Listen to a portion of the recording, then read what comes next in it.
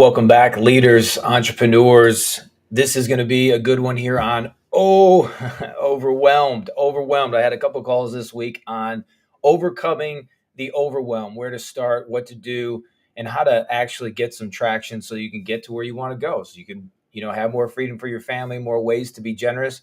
Those of you that are coming on, you're just watching this first time, 65% of you are not subscribers. So hit the subscribe button and I'm going to be able to give you all the things that you need so that you can get to the places that you want to go. Those of you not following me on Instagram, go to Instagram. Every single day, I drop something, a tip, so that you can maximize your income, your impact, and your purpose and align it all so you can have the freedom for your family, so you can be more generous, so you can live a life of purpose and maximize it all. That's what you were created to do. Remember, Jeremiah 29:11 says this, that I have great plans for you, plans of a great future and a great hope.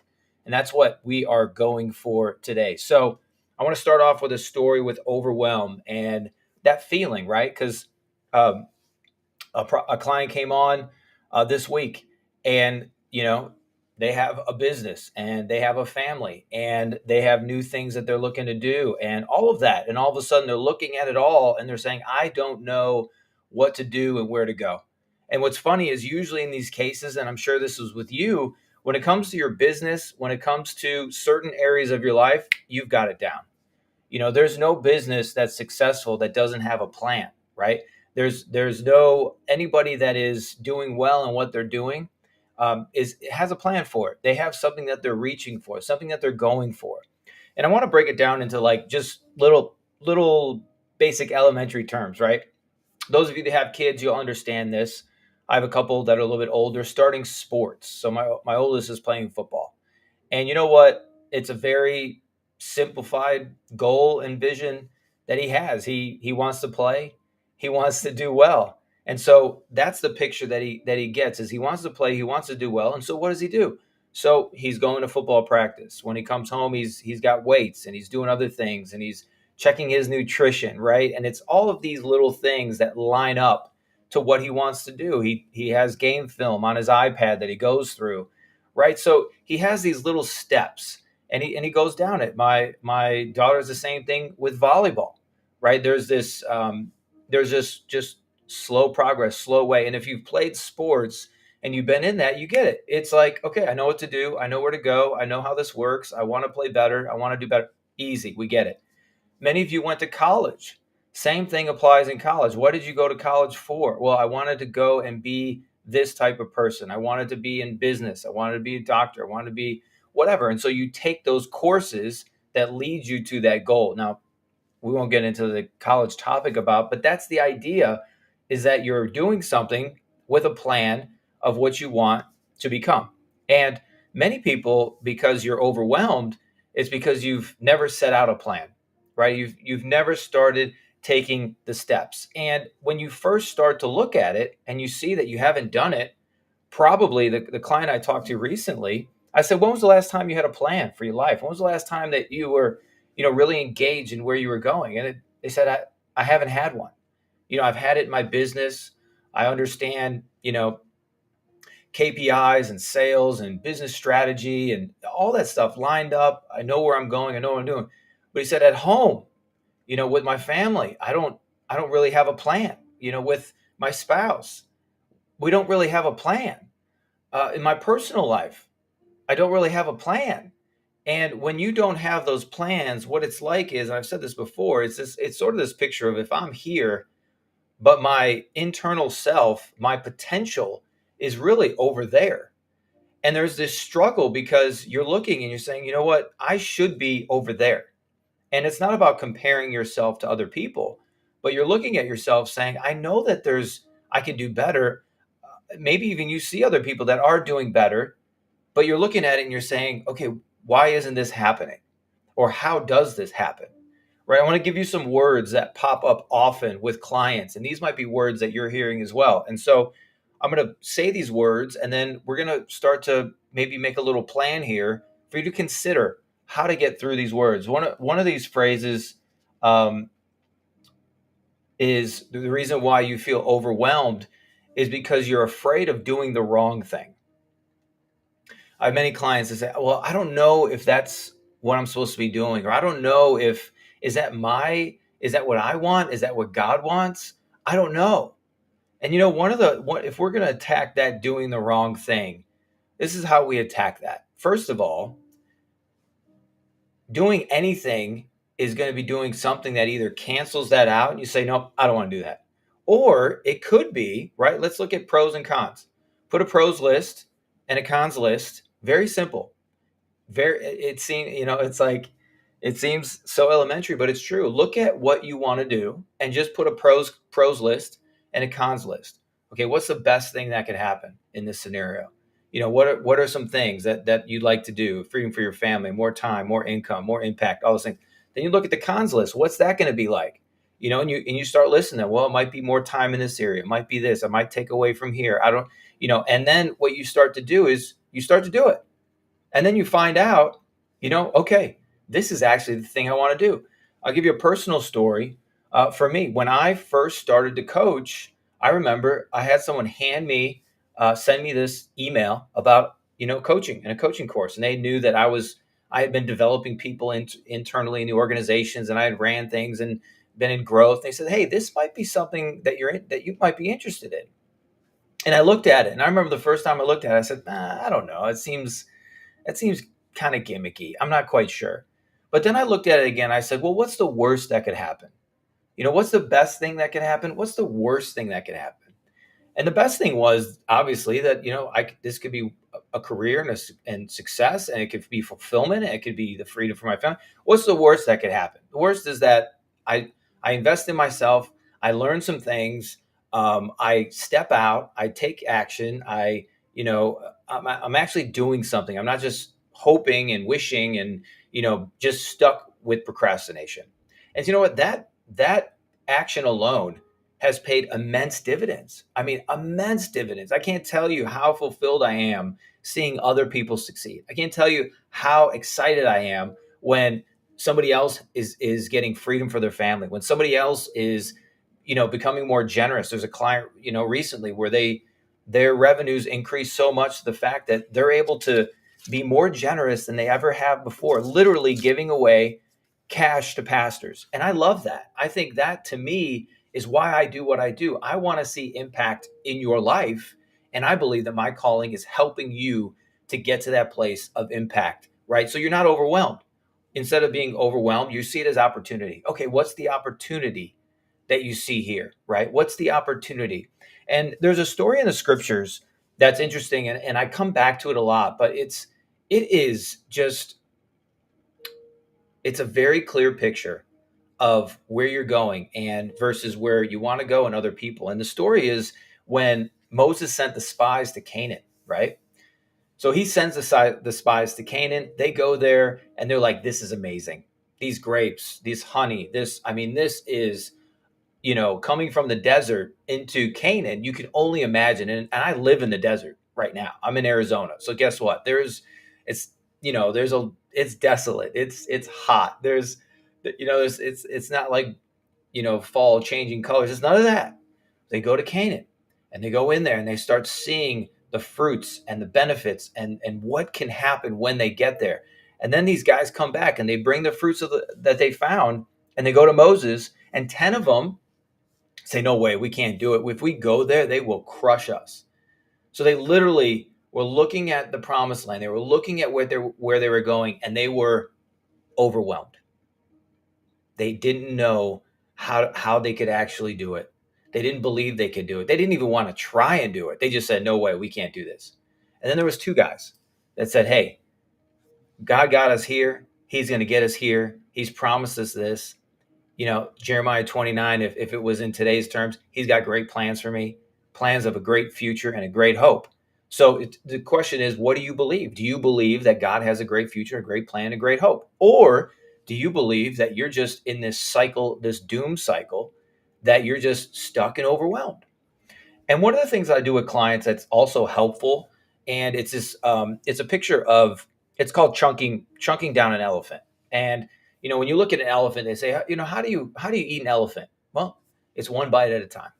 And if I was to put a piece of paper here on the screen of an elephant, there's a worksheet that I do with clients. And so you take this elephant and you break it up into 12 pieces, right? And what are those 12 pieces that you want to go and attack, that you want to go and eat? First, you have to identify, what do you want to eat? What do you want to attack? And here's the question that I ask every client on every call. I'm going to give it to you. What do you want? Because that tells everything. When you discover and decide what you want, then you have this picture of this elephant. When you look at it, you're like, holy smokes, I don't think I can do that. You know, I don't want to do it wrong. Like I just said before, I'll go through a couple other words as well. I don't want to do it wrong. But what if you took the elephant and you chunked it down? And that's exactly what life is really about. It's scriptures tell us we go from glory to glory and faith to faith. It says that we start from, drinking milk to eating substance and food. And so this journey isn't about you being able to take on an elephant, in the first round. It's about you starting to take the steps necessary to get you to where you want to go. What's in your heart? What fulfills you? What do you like to do? And 99% of people say, I want to help people. Awesome. There's another thing that I work with clients on, just discovering what are your gifts so that your gifts can then upskill. Say, I want to help people. Well, what gifts do you currently have? And could you use those gifts and monetize those gifts so that you're helping people and you're feeling fulfilled? That is simply what your purpose is. It's not as complex. Your purpose is not a unicorn. Okay. It's not a unicorn. And here's something else that's been coming into my lap lately. I want to share this. Just kind of come to mind. There's three words that are in the Bible a lot. And if you don't understand these words, you won't understand anything. So listen closely. The first word is knowledge. The Bible talks about knowledge all the time. And even now, you hear about knowledge is power. Well, I want to definitely challenge that. Knowledge is not power. Okay. The second word, and I'll tell you why in a minute. The second word is understanding. You'll see that word in the Bible all the time. And then the third word you're going to see in the Bible all the time is wisdom. Okay, so let me break it down, these three words, and this is going to help you go from feeling overwhelmed to seeing opportunity. I want to say it again. I want you to go from overwhelmed to opportunity. And if I was to give a story, here's a story. Now I was going to do a quote, but I'll give you a story. Think about Dumb and Dumber. And there's this scene, the scene, where Jim Carrey is talking to this beautiful girl. And he asked her pretty bluntly, what do you think of a girl like me and a guy like you getting together? And she goes, one in a million. Now, how he perceived that question tells you everything. So he says, you're telling me there's a chance. And that's what I want to put your way. You're saying there's a chance. Well, if you were to look at that goal that you have, you look at that elephant that you have, and you start chunking it down into small bite-sized pieces, I bet that you would say, oh, I do have a chance. I do have a shot at this. I could start moving in this direction. And then you start to see, okay, I'm fulfilled in this. I'm getting better at this. I'm improving in this. And then all of a sudden your goal is a little bit closer and a little bit closer. And you're starting to, where you once dreamed, you were now living. That's what going from overwhelmed to opportunity looks like, right? So in the story of the Israelites, overwhelmed. Those boys saw giants, overwhelmed. Two people saw opportunity. That's the question that I have for you. That's the challenge. Are you seeing overwhelm or are you seeing opportunity? And if you start to see opportunity and you start to plot that course and you start to chunk it down, that's how you will go from feeling overwhelmed to, okay, I just need to do this today. I just need to take a step in this direction today. I just need to finish this course. I just need to do what my coach is asking and telling me to do and working with me to do. I just need to do that, make that sales call. I just need to start that thing. I just need to listen to what's happening in your heart with this. Okay. There's a couple more words and then I'll close it off and finish. The second thing is fear of failure. Client literally said this to me yesterday. Yeah, I haven't started because I'm just afraid of failing. I said, all right, let's put a pros and cons list on what this looks like. What's the worst that could happen? What's the worst? You invest in something and the money's gone. Okay, can you make more money? Yes, you can. Okay, will it take time? Yeah, it will. But what did you learn? Right? What is the fear of failure looking like? Have you failed in the past? Yes. Well, what happened? Do you have new information to be able to combat that? Right? And let me pause on that and go back to those three words: knowledge, understanding, and wisdom. I almost forgot. Knowledge is knowing. It's just knowing. I know things, right? Like I know I know that this is a phone. If you were to ask a 5-year-old, they say, I know this is a phone. Understanding is the comprehension of what this phone can do, right? When you ask a 4 or 5-year-old, say, oh, it's a phone. Okay, it's a phone. Okay, great. Do they comprehend the full capacity of what this phone can do? No, they can't. They can just probably tell you they can watch videos on it. Okay, that's understanding. Understanding is the comprehension of the knowledge, right? And let me tell you why knowledge is not power. Because if you just take in knowledge and knowledge and knowledge and knowledge, it doesn't make you more powerful. Now, here's the third thing, and this is what will make you powerful: wisdom. Wisdom is applying what you know to do something about it. Easy way that I describe wisdom and fools is this: the wise know the right thing to do and they do it. The foolish know the right thing to do and they don't do it. And so many of you are stuck in that place. You have knowledge about what you need to do, you have understanding about what you need to do, but you don't have wisdom. You're not actually doing it. And that's why I have so many issues with people that just consume hours and hours of podcasts and sermons and everything that they do. They consume it, but they never do anything about it, right? They're just looking, they're just dreaming, they're just talking about it. They can quote all kinds of things, but they don't actually do anything. And that's the difference between wisdom and fools. And so if you feel overwhelmed, I'm going to probably challenge you and say there's probably a lot of things that you know, that you comprehend, but you're not doing. And that's what I work with clients. Every single one of them, they know it, they understand it, but they're not doing it.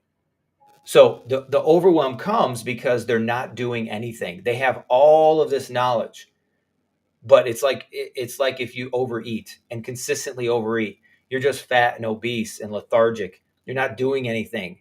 It takes you getting out, running, working out, applying your body into things, and then all of a sudden, what happens? You get endorphins. You feel good. Things are happening. You're not just sitting around sedentary, but you are moving in that direction. And so if you have those three things, I challenge you that wisdom, scripture says wisdom is the principal thing, therefore get wisdom. What is getting wisdom?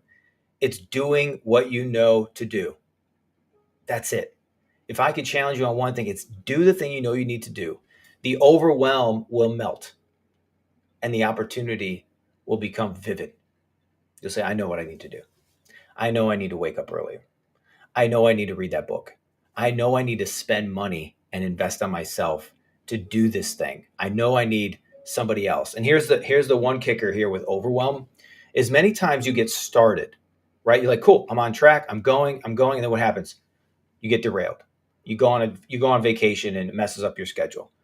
Something happens where you're spending money in other areas, you get derailed, right? And so the key ingredient in all of this purpose blueprint, the stuff that I do with all these clients, the key ingredient is accountability. Accountability of what you're supposed to do and telling somebody else and them keeping you accountable to it will guarantee success. It guarantees success. Every one of my clients is moving forward, going closer and faster than they've ever gone before on the goals, on the elephant, on the things, on the opportunities. They've turned overwhelm into opportunity. And so that's where I'll kind of wrap up and close today. Fear of failure, doing the wrong thing, those are just excuses for inaction. You have the knowledge and you probably have the understanding. You're just not doing what you know you need to do. And you may even need someone like myself to come alongside you and just get accountable. And that's something to consider because remember, your end game is this. Your end game is this: to prepare yourself for the end in mind. Matthew 25 says, well done, my good and faithful servant. Are you doing the things now that you know would put you in a place where the Lord is saying, hey, well done, good and faithful servant. You've been great with your time. You've been great with your money. You've been great with your relationships. Awesome. Well done. You've invested in it. You've learned. You're doing what you know you need to do. So I think the world of you. If you haven't subscribed or share this or whatever, this is going to change your life as you do it. You can't just consume it. My challenge is you got to do it. You got to get that list out. You got to write what you want, and you got to start chunking it down into bite-sized pieces so you can start today to do the thing you know you need to do. All right? Change the overwhelm, and it becomes